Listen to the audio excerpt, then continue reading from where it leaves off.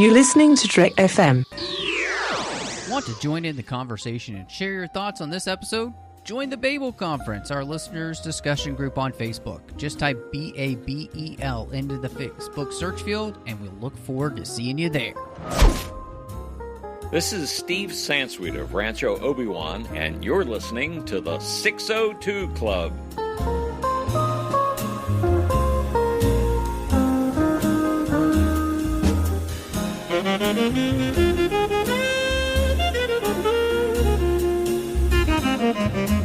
What a wonderful day! And welcome to the 602 Club. I am just one of your hosts here, Matthew Rushing, and I'm so excited to be here this week with none other than Scott McClellan as we are going to go on an adventure with an eagle who hates us, looking for our people. How's it going, Scott?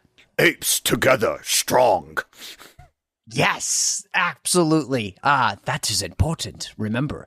Oh my gosh, I'm actually so excited to be returning to this series. And so we're going to dive into everything Kingdom of the Planet of the Apes. But before we do that, of course, we want to remind you can find the show wherever you get your podcasts. If you're on Apple Podcasts, or even if you're not, just go over there and give us a star rating, review, help more people find the show. Of course, you can find us on social media at the 602 Club on X, Twitter. We're also on Instagram at the 602 Club TFM. Tower Networks on Facebook at facebook.com/TrekFM.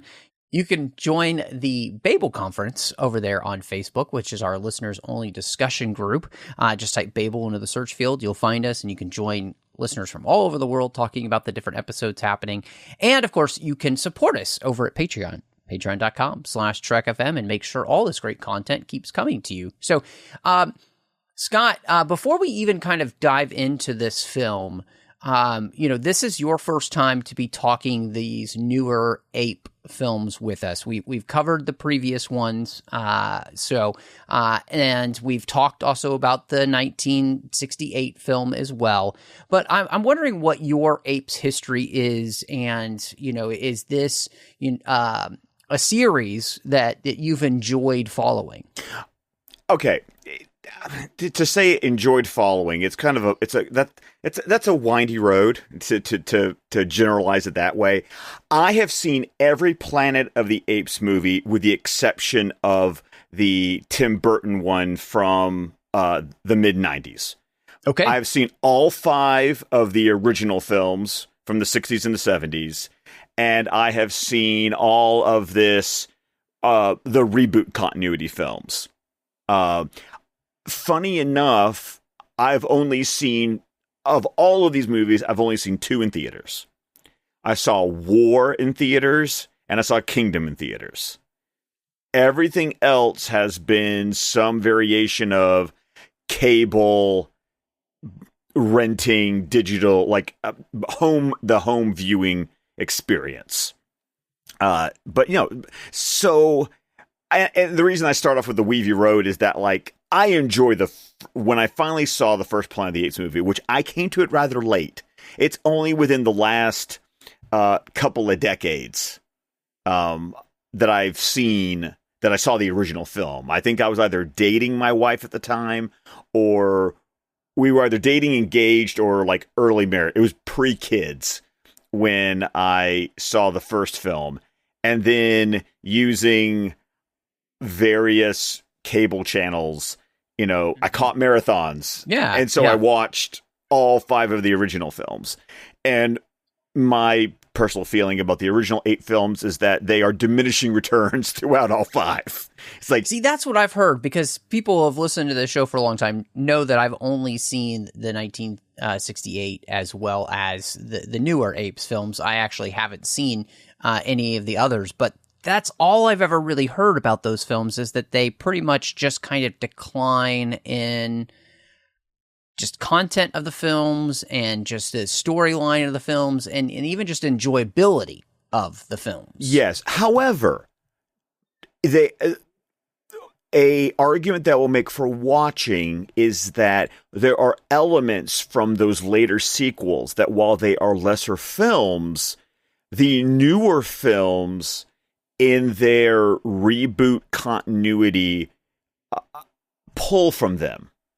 So if you've seen all of the 5 original films, there are elements, and I'm not even saying Easter eggs, but there's that cyclical nature of how they will recycle ideas, or they'll pay homage to elements from those sequels that if you've seen them, as a viewer, I'll say there's another layer to your viewing of the newer films if you have seen all 5 of the original films. Yeah, and that would be a great reason for me. And my wife and I we were talking about this because, as we were rewatching this film for me to be able to do the podcast, we talked about that. Oh, we should watch those others at some point. So I definitely think that I will do that. And I think, they're all on Max, if I remember, or are they all on Hulu at this point? You would think they'd be on Hulu since they're 20th Century Studios. If you're going to make me look this up, no, that's okay. I'll definitely do it. So, or somebody will tell me. Well, no, I can do it right now. But I will tell you that what I did was I did purchase a digital bundle. Oh, nice. And and the price tag might sound a little shocking, but if you hear me out. But for $99.99, you get all 5 original films, the Tim Burton movie, and all the new films. Oh, interesting. Okay. So basically, you get them for like $10 a movie. If you, that's nice. Yeah, exactly. So, that was something that I looked at. That I had some Apple cards to use, and because they're 20th Century, which is also now Disney, it's Movies Anywhere. So if you buy it in one that's great. retailer, you get, and you're signed up through Movies Anywhere, it populates in all your retailers. And actually, according to my search, they are not streaming anywhere right now. Oh, wow. Okay, know. that's fantastic. That's weird to me. I know, right? They, that's super strange. So this continues the series that we began, of course, with the James Franco film, introducing us to Caesar as a character, and if I remember correctly, that's Dawn of the Planet of the Apes. It's Rise. Oh, that's right, Rise, Dawn, and War. Then War. Right, because Reeves doesn't jump in until I know. War. I always get those mixed up because Dawn just feels like the better starting point. Anyway, but with that, we completed the Caesar story, and even before you had Reeves not come in and direct this film, one of his thoughts is that it would be interesting to explore in the future from the timeline that they had created, and Apes having kind of not been tutored by Caesar, having kind of lost his teachings, and not really understanding, who he is. And so this series gets picked up in Kingdom of the Planet of the Apes 300 years after Caesar died, even though we get to see his funeral as a nice kind of segue into where we're going to be. But that's where we pick up the story. And in fact, we pick up the story with a tribe that seems to have very little in common with the apes that surrounded Caesar, right? None of them seem to really have much of anything to do with the apes that we saw 300 years ago. With the exception of I thought it was interesting that the ASL is still a part of their communication. I've appreciated, because I go back to like Congo with Michael Crichton, like the idea of, apes and sign language, and the fact that was a major part of the communication between James Franco and Caesar in Rise, that then that's something that carries on, that like people who can speak in sign language, even when they're not talking to people who they need to use sign language for, it is so ingrained in them. It shows up like in just random words, because they do it out of a reflex. And I liked that carryover for the apes in this film. Yeah, no, I absolutely agree with that. And I love, like you said, that there are all these little places where we can kind of see the connection, right? And of course, all of these apes obviously owe who they are now to Caesar. And yet Noah's tribe that we're introduced to seems to be so far removed from the types of apes that we knew there. They are very, and in some ways, it's almost like we're visiting the Stone Age with them. We haven't truly kind of met the Iron Age almost, and maybe we're somewhere between the Stone and the Iron Age with where we feel like in the apes civilization as we come into this film. And that was something that I was really interested in because, the apes that we follow out in war, right, and that were with Caesar, and so many of them experiencing so much of what Caesar had and been with him for so long, it makes sense that, they would have a certain way of life that would be a little bit closer to what we had, seen humans kind of have when they start to die out because of the virus. And yet you think about that proliferation of apes, and you think about apes coming in contact with the virus and, developing this more sentient lifestyle and everything. And you would have a lot of them not have any real conception of what had been lost by humanity and where they could really go. And so starting here in this kind of, Stone Age type existence, I thought was a great way to then, if we were going to continue these films, it gave us this incredible trajectory of like, okay, we're starting at this very rudimentary space, and now the whole goal is to kind of build up to what you would get in, the 68 film. Well, and that's always the intriguing idea to me, is that it feels like the culmination, like if they played their cards right, the culmination of this series would be working your way back to the 68 movie. Yes, exactly. Now, whether that would be a retelling of the 68 movie, or it would just be up to the 68 movie, and then you feel like the circle has been completed. Like, I don't know. Because I know back in Rise, they wink at the fact that astronauts got shot into space, exactly. And that's sort of their, Tyler's probably on that rocket right now kind of deal. So, yeah. Well, and that's something, too, as we move through the story and we continue this series, one of the things that we do see are connections to the idea of space. We see the connections of them, seeing through the telescope space for the first time. You see Noah see the solar system and the classroom there at the end of the film in the bunker. All of these type of things give us those, winks and nods to the idea that, yes, humanity had left, the solar system, not on purpose because they got caught in a wormhole, but, they had left the solar system, and they're out there. And so it's going to take them, forever to get back. And so as we start the film and we introduce ourselves, get introduced to Noah's tribe and their ways with, the eagles, and with kind of living in the massive power towers, that you might see and fields as they, string power lines, all those are gone. And so they utilize those as, basically massive tree forts, basically. Well, and that was another. And all. That brings up a point. Sorry, I'm interrupting because my synapses are firing here. It's kind of like at the beginning of the movie when Noah and his two friends are doing the climb to the nest to get their eggs, and if you don't pay too much attention because they don't make it super obvious, it's like those are buildings that they're climbing on. And it really doesn't become clear until he tries to go to the high nest and he pulls out a rebar. And you realize that it's like concrete that's like falling apart around these. So these aren't mountains; these are buildings. But for once, they weren't that cliche.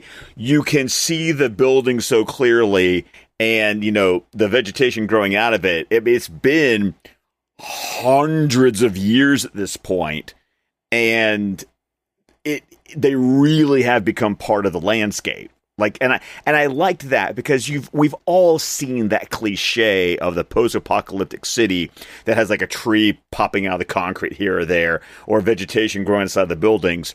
But it's another thing for it to be completely unrecognizable as any kind of man-made structure because of the amount of vegetation and nature that has sort of reclaimed the area.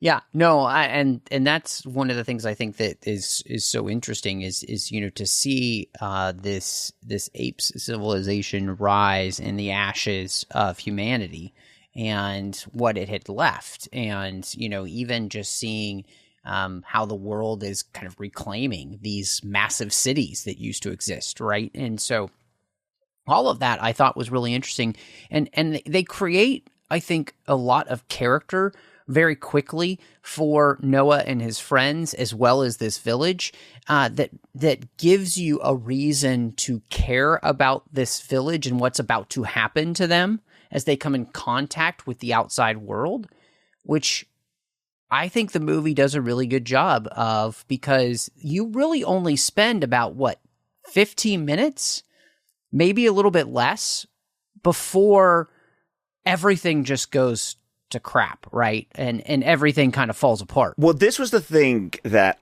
this wasn't in your outline, but this is what totally struck me, and it didn't hit me the first time I saw the movie. Because frankly, when I saw the movie last year, I had just started my 4 a.m. to 1 p.m. shifts at work. So I'm going to be honest, about an hour and a half into the movie, it's a 2.5 hour movie, but there was about there's something about like the hour 30, hour 45, I started nodding off. Not because the movie bored me, but just because I was doggone tired. Yeah, yeah, totally makes sense. I'm in a nice reclining leather seat in the middle of the dark. I just started going, yes. But what I noticed this time was this movie perfectly follows the hero's journey. Mm-hmm. Yeah, I mean, it is all there. You've got the world he belongs in. You have the incident that forces him out into the world. You get the wizard and Raka. There's that talisman of like the Caesar symbol from the window from Rise. He enters a new, the underworld when he goes to Proximus's kingdom. Like, it's all there. Like, it's so funny just to sit there and go, there's the beat, there's the beat, there's the beat, there's the beat, there's the beat, there's the beat. Like, all the beats. It falls apart a little bit at the end, in my opinion, but for most of the film, it really does it. So, but you only need those 15 minutes to really establish that bird clan, because you have to know what he's leaving as the hero, because that's what the hero's got to do. Exactly. The hero's got to cross the threshold. And frankly, in most of these movies, that involves half the time it involves the home being destroyed. And that's what happens in this film. But I think what's interesting is that you meet a clan that is very in tune with nature, their bonding relationship with the birds. Even though they're stealing the eggs out of the nest, there's that rule that you leave one. Like, you don't take all the babies away. You have to leave at least one when it's all said and done. So there's a sense of, there's a respect there that, yes, we acknowledge we're kidnapping your children, but we're not going to kidnap all of them. And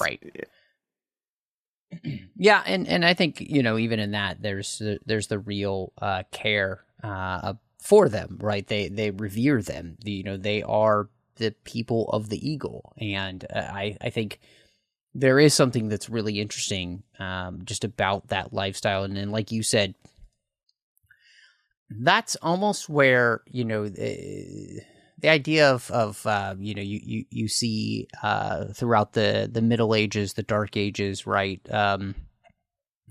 Falconry is a big thing, and so this really is in many ways, and even the director Wes Ball said that this is their Dark Ages, and in a lot of that, there has been this forgetting of the past. You've seen these apes, specifically Noah's clan, they've kind of neglected or even don't seem to care about all that humans had accomplished.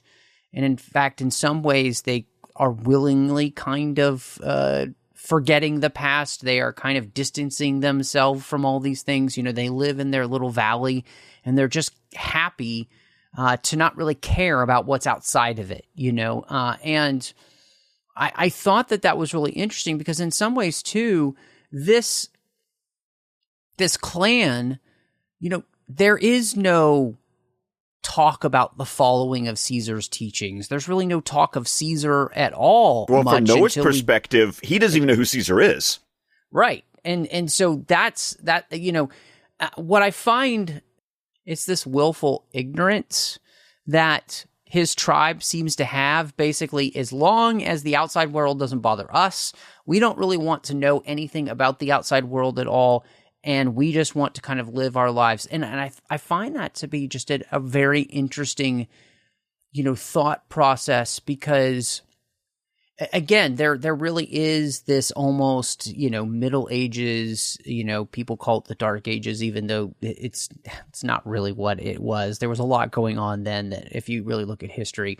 But that willful choice to stay in this place and not really seek to, advance technologically or anything like that is such a fascinating thing for Noah's tribe and their choice of life. And it's fascinating because, like you said, with the hero's journey, they come face to face with the outside. And not only do they come face to face with it, but it ends up thrusting them into the wider world, whether they want it or not. That's why I love that train tunnel, because that train tunnel represents the portal. You cross through that tunnel. Yes. That is a literal physical embodiment of the threshold from home to the outside world, is that train tunnel. And it's such a great image. And it's one of those images that I feel like there's a callback to somewhere in the Apes franchise. This film in particular has a lot of visual cues that, for me, percolate in my mind and remind me of things from previous in the entirety of the franchise. And I feel like Wes Ball was being very intentional with that. And so, now I do, however, I will say, I take a little bit of issue with your comment that it's willful ignorance. I think after 300 years, there might have been a choice at some point in the past, but I feel like by this point in their history, I don't think it's willful. I think the clan literally doesn't know. Like, there was, I think it could be, yeah. I think there was a choice made so far down that the current generation doesn't know. It's not willful. Yeah. It's not willful ignorance. It's just ignorance. But there is a willful isolationism of staying in their area. But once again, like you said, there was a period of time where humans in history, they didn't travel more than, dark, from where they lived. Like, you found a patch of land, you stayed there. Like, there was no need or reason to leave. So I think there's been this strange regression. What I think would have been an interesting story for them to touch on, because it doesn't get touched on in the film, is what happened in the preceding 300 years to get us here. Like, you've got Caesar and his followers, his army, his clan, however you want to qualify it. And they're the generation that still remembers what it was like to be apes and monkeys and orangutans during the, quote, reign of the humans. Like, they still remember the humans when they were zoo attractions, for lack of a better term. We're 300 years removed from that. So much so that these are apes that never knew humans as intelligent beings. Right, exactly. I mean, they call them echoes. Right. I mean, they don't know they're called humans. They have no concept of them being intelligent. To them, they're just animals. So I will admit that with the 300-year jump, I am extremely curious, though, about like how that all went down in those 300 years. Yeah, I mean, I think the interesting thing is you get apes having lost the ability to read. And we don't really get a sense that the apes are still learning to read again in any way, except for Trevathan seemingly to possibly start teach Proximus, how to read a bit. But even then, he's just reading to them and telling stories. So there's been so much that's been lost. So really we are in this kind of, and if you want to call it, we're in a dark ape age. There has been a complete loss of all that had been gained by humanity in any way, shape, or form. And apes really are at the beginning. Yeah, and they started all over again, basically. Yeah, yes. Which is one of the things that creates that incredibly interesting theme where Proximus, as he's begun to learn from Trevathan about the Roman Empire, about what humans were able to do, they've also, kind of surpassed the idea of the Roman Empire and kind of learned about electricity and the things that humanity had been able to accomplish.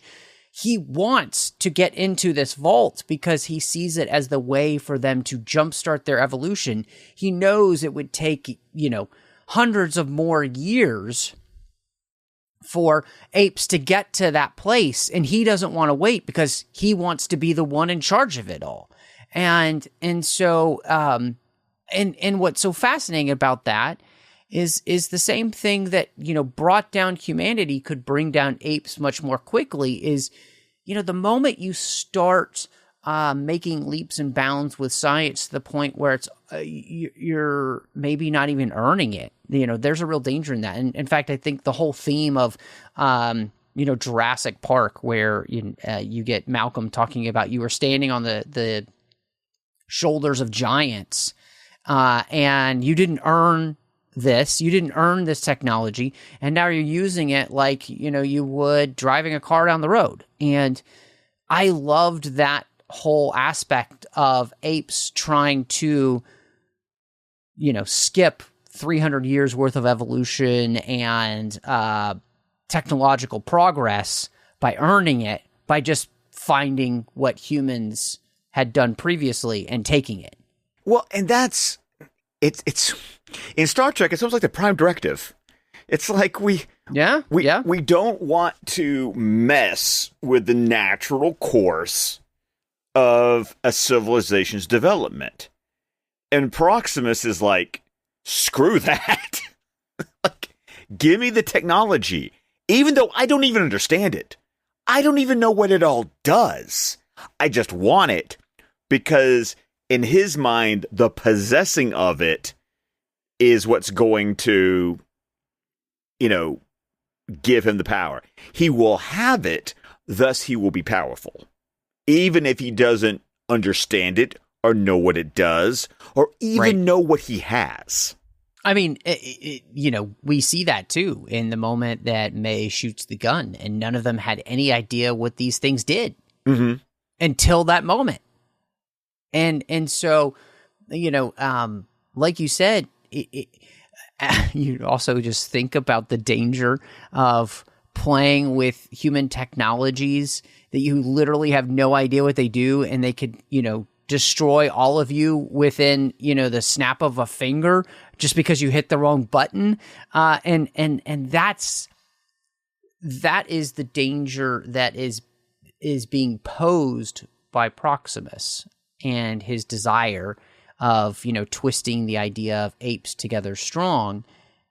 And yet at the same time, he doesn't have it completely wrong. right? Because the idea of apes banding together and creating a society in which those type of discoveries can happen is not a bad idea. But how he goes about it, exactly. He wants to force unity instead of creating unity. Yes, apes aren't coming together willingly. I'm going to force you together to do what I tell you to do. And that is a very warped sense of apes together strong. If we're kind of going on this sort of like this Middle Ages riff, it's like, forced conversion. Like, you're not making actual believers out of anybody when you hold a sword to their head and say, repent. Yeah. Like, that doesn't really achieve the actual goal. Yeah, exactly. I mean, the same, when you think about that, you think of, the Muslim invasions of the Holy Land and parts of, Spain and parts of Italy, and then the response by the Crusaders, right? Neither of them were doing each other any favors because they, like you said, forced conversion doesn't actually equal conversion. And so, and the way to get people on your side is to do kind of the thing, that I think Noah begins to learn, which is, yes, apes together strong, but that strength comes from them treating each other not as pawns for personal gain, but for the strength that comes in numbers as we work together, as we live together, as we create a community and all those kind of things. And that's something that's really important in this film, the idea of what is important. Because Rocca keeps saying over and over again this idea that we should remember what's important, that the idea of what Caesar's axiom of apes together strong, that is important. And there's like a real religious sense to that, which definitely pays homage to those original sequels where Caesar does have a messianic or prophet status in those films. It's funny, in this film, it's there, but then there are apes that don't even know who he is. And then, but like a messianic or prophetic figure, you have other people who remember, kind of, sort of, but let's twist it to make it work for us. Yeah. Well, and I mean, in that religious sense, like, context is so important then. Because the why a thing is important is just as important the fact that it actually is important. Because we see Proximus twisting those words to his own personal gain, but that's not what Caesar meant, right? And so understanding the context of why Caesar said that and the history behind why he says that becomes incredibly important. So, it helps us to understand and even think about our own world as to what are the important things and why are they important? And a lot of that has to do with that experiential nature that's behind the wise things that get said, right? A wisdom is applied knowledge, but applying it rightly to each situation. And that's the thing that's been lost here. And so when we talked about the fact that, Noah's group had kind of completely lost its history, this is why apes then are able to be, taken advantage of by somebody who begins to learn human history and then use it for his own gain, because apes have actually lost their own history. And by learning, losing the history of Caesar and the coming of the smart ape, they are therefore able to be taken advantage of quite easily. And that is an incredibly important lesson because, it's one of those quintessential lessons that we've talked on the 602 Club many times is that those who fail to learn from history are doomed to repeat it. And that is something that is very clear in, obviously, the 1968 version of Planet of the Apes. And it's the very thing that we're beginning to kind of see build towards that, because by losing their own history, they've actually lost an important key as to maybe something that wouldn't allow them to go down the same road humanity did. And yet, because they've lost their history, we know they're going to actually get to that point there by the 1968 film. Right. Because also they kind of become the morally questioned ones as they enslave the humans the way that humans had enslaved apes. Like forgetting about the war and how, what apes were fighting for, and that some apes worked with humans and humans worked with apes. Like once again, you talked about the context that was lost. And it also leads to, I find the dynamic between Noah and May so interesting, because May, as the token human of the film, is not entirely the most sympathetic of characters. Like, she doesn't she betrays Noah left and right throughout the film. There are several betrayals of trust, because really in the end she's only looking out for the humans. I think Noah even says she'll help them as long as it helps her. I mean, we get where she's coming from, but she's not painted as the perfect angel protagonist in this film. It's Noah's movie. This is Noah's story. Yeah, I mean, I love that you bring that up, because the story for May and humanity and what she's trying to accomplish, I think, is really interesting, especially because this takes place 300 years, after Caesar's death. And so her trying to get this key card that allows the humans in the bunker to be able to engage the satellite systems again, so that they can hopefully communicate with other humans, is really interesting. And like you said, she's working for humanity's sake, and she's willing to do it at the cost of anything she runs across. And yet, I think what makes her kind of a sympathetic character is that we see that humans like her are like diamonds in the rough. They are incredibly rare in the wild. And that makes a lot of questions come up then about, who are these humans in the bunker? Have human beings, that just survived in bunkers been living there for, 300 years, and they've never come outside, and they're just these few that have been able to be quote unquote bred in the wild, that don't have the virus, that they are immune to the virus, and so they've become connected with these people in the bunker and do, jobs for them in the hope that humanity can find a way to survive. And in that, what's fascinating is that, Noah's desire to save his tribe is mirrored in May, and what they're willing to do to, help their tribe survive is really fascinating. And yet, is that going to put them on a road towards being at complete odds?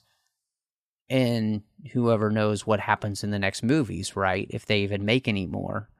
And that whole moment, especially right at the end, where, she's holding the gun behind her back, not knowing if they will be able to part as friends, or if he's going to kill her or try to kill her, is just incredibly fascinating. And I love that moment when he hands her, Raka's medallion, and he says, this is important.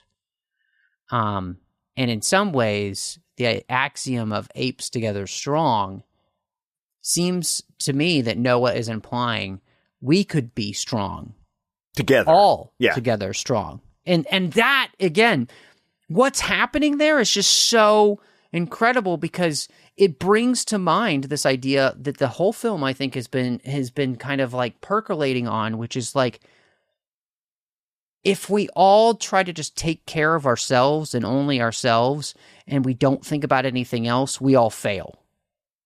And what if we actually all work together and in concert with one another, in concert with the world we live in, and in concert with one another? How much better would the world be? And that's seems to be a real tension here in this movie. And I kind of love that we're getting, so deep on a movie with CGI monkeys. Which, by the way, the CGI in this movie is incredible. Like, oh, yes. Yeah.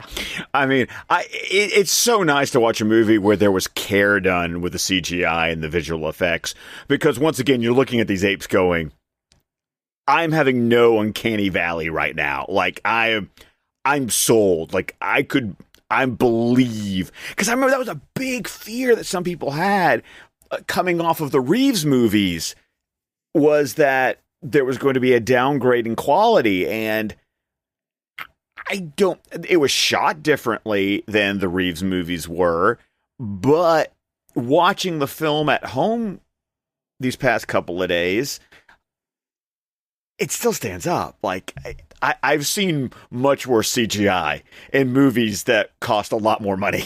So, Right. No, I would agree with you.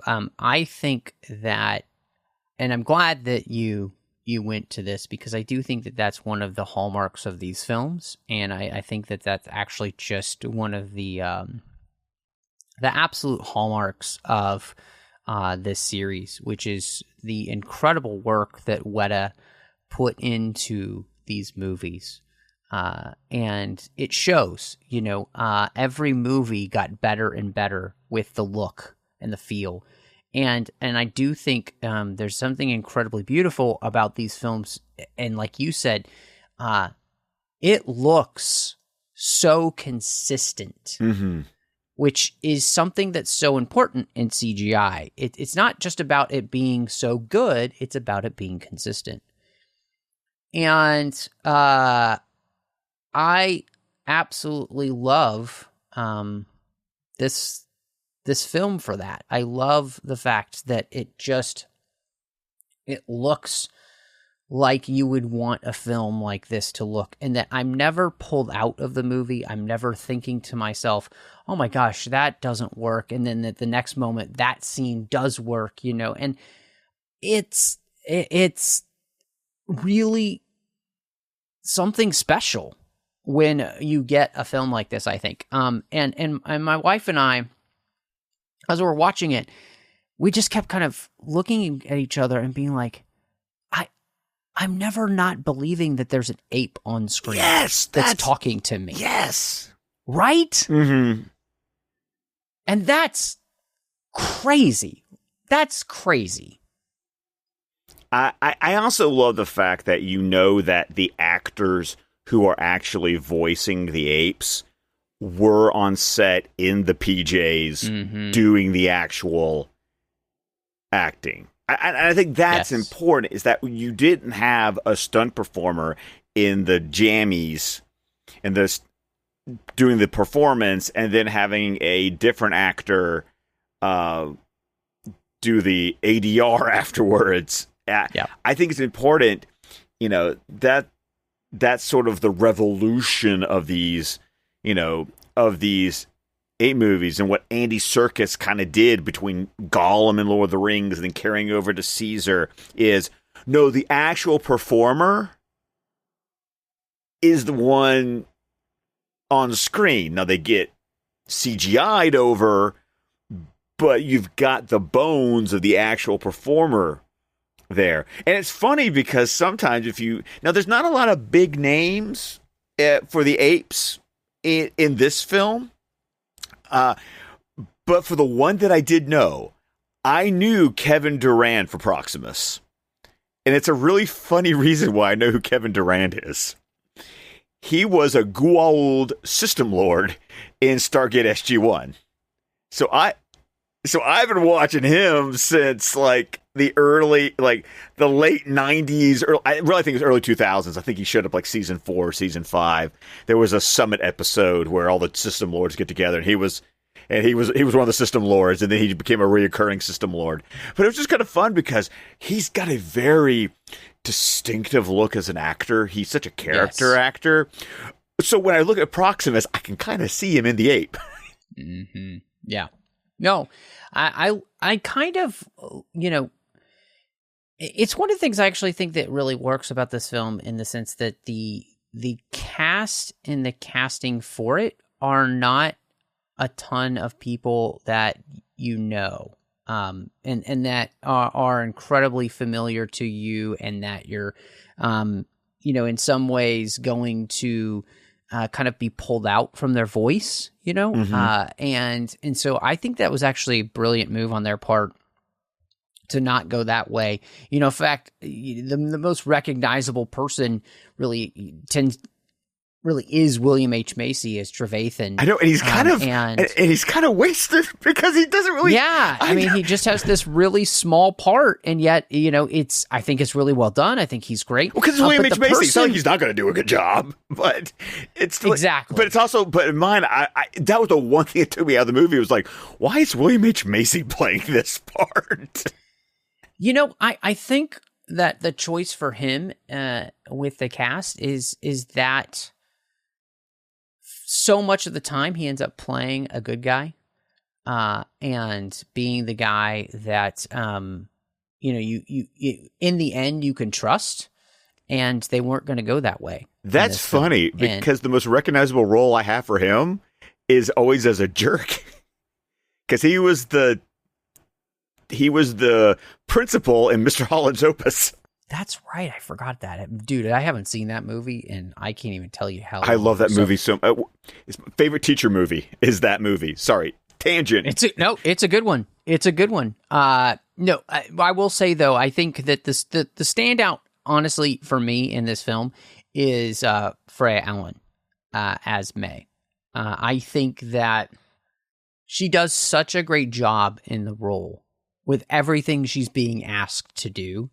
And the conflicted nature of her and all the choices that she has to make, and the moments where all of a sudden she just kind of turns brutal because, she does it so well. And I mean, she was great in Witcher. Loved her in that show with Henry Cavill, one of our personal favorites. And so I think she was just an excellent choice. And honestly, she's somebody that I would love to continue to follow throughout the rest of these films. If we get the opportunity, I would really like to actually see her back if that's possible, because I thought that she was really interesting enough to follow. Well, the way the movie ends, which I think is interesting, because you can correct me if I'm wrong, but this is the only movie that I felt like, maybe with the exception of Rise, that the movie ends that feels like it's a cliffhanger that's leading you into the next movie. Mm-hmm. I don't... Yeah. From what... It's been a long time since I've seen Dawn and War, but War clearly had an ending because it was the end of the trilogy. But even Dawn didn't feel like... Wait till the next one. You knew there was the next one coming, but it didn't. Like the movie didn't lead that way. It felt like the movie ended. Like that story ended. This one does feel like it's teasing, the next film, the coming. Really, for me, it feels like the coming conflict. You talk about that shot where Freya's. I called her Freya. May's looking up in the sky because of the satellites. And Noah is with the other ape looking at the telescope. and the looks in their faces, especially Noah's looks, which looks very antagonistic in a way. Like, it's like he's experienced his first betrayal, and now the world is never, once burned, twice shy. The world is never going to be the same again for him. Yeah, no, I agree. And I think lastly, the thing that this movie does really well is the music. I think the score really captures what they were doing in the previous films in this iteration, as well as some great hallmarks of the Jerry Goldsmith score. And they just do a great job in making you feel as though you're in this world. And I really appreciated that. And I think that's important, honestly, for the Planet of the Apes movies. You had Michael Giacchino do the Reeves films, and I thought he had done a really good job with that. And so to continue that here, but also at the same time, kind of start to begin to add some new thoughts musically was great. I'm going to be honest with you, the music didn't particularly catch my ear. It's one of those scores that it wasn't bad, but there wasn't something that it did not make an impression enough for me to think about, oh, I'm listening to the score. So, and I don't ever mean that as a slam. I'm just I know you really love score sometimes, and for me, as someone who grew up with soundtracks, of course, I grew up with we grew up the same people. So, I got my Williams, I got my Silvestri, I've got my, Horners, I got some big, David Arnold, I've got some names that when a score hits for me, it hits. And when it's there, it's there. For me, this one, it didn't draw my attention, but I'm not dismissing what you're saying. I'm just saying it just didn't, speak to me the way it spoke to you. Yeah, I'd say if you get a chance, if you're just cleaning house one day or whatever, you doing some laundry to throw on. Yeah, dude, this one's totally worth throwing on and see what you think. But all in all, Scott, I feel like we've legitimately only had praise for this film. Yeah. And so I'm really interested and fascinated to see just where you're going to land in your ratings for Kingdom of the Planet of the Apes. I land on a solid, 4 out of 5 eagle's nests. It's I think it's good. It to say it's a step down from the Reeves film is almost not even fair because, War is kind of that's my crown jewel. I love War so much. Wow, that could be cut really out of context, but War, the Planet of the Apes. That's what I mean when I say I love War so much. That this one, it's not those films, but it's also not trying to be those films. But it's still a good one. So I think it's a solid 4 out of 5. Man, I'm right there with you. I absolutely agree. Ratings wise, I think this is a 4 out of 5 film. I think, yes, it is kind of in some ways hamstrung coming off of War.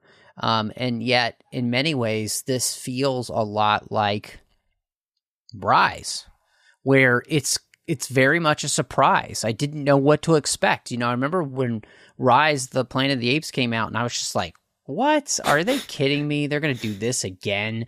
And then I was blown away by the movie. And this one does the same thing because I'm kind of like, oh, how are we going to continue this? Is it really going to be as good?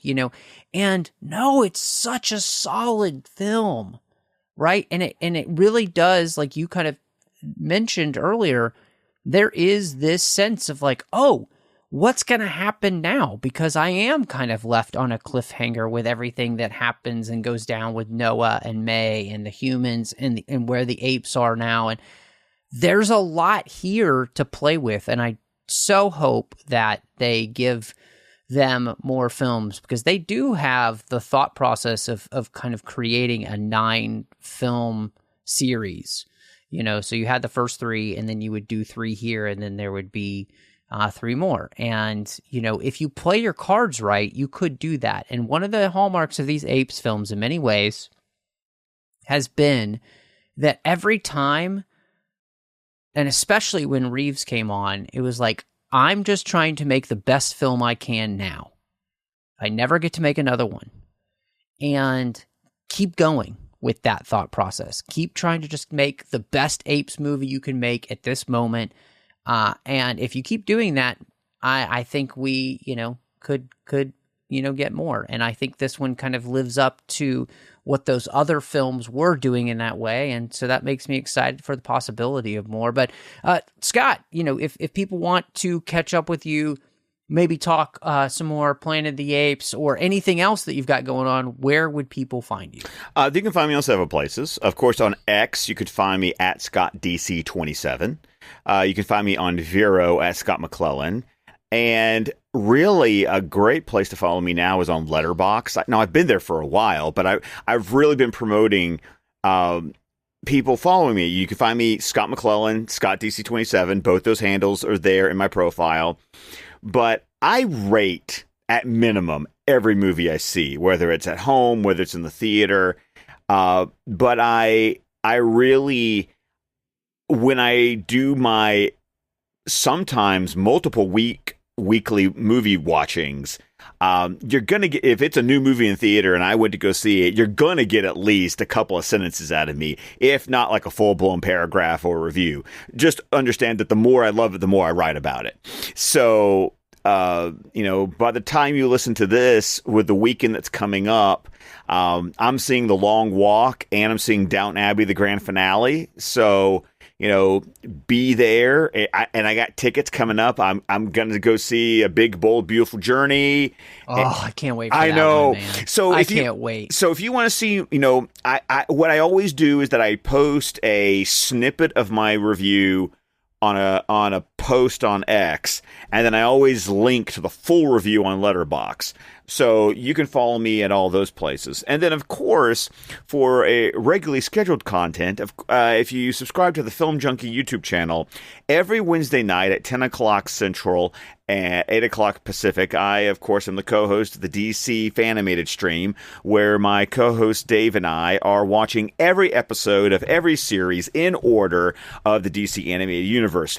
We are currently working our way through the second season of Batman Beyond, with, funny enough, the 2-part series finale of Superman the Animated Series just kind of hanging out there, like waiting for us to get to, because it was so separated air date wise from everything else. So if you're interested in, we've had a really sort of a resurgence in viewership when we hit Batman Beyond.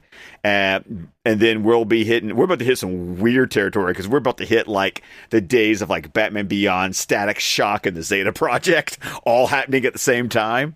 So if you subscribe, there's a playlist. You can literally find the last 4 years of the stream as we've gone through the entire Batman the Animated Series, pretty much the entire Superman the Animated Series, and the first season of Batman Beyond. So once again, that's at the Film Junkie YouTube channel, the DC Fanimated stream, every Wednesday night.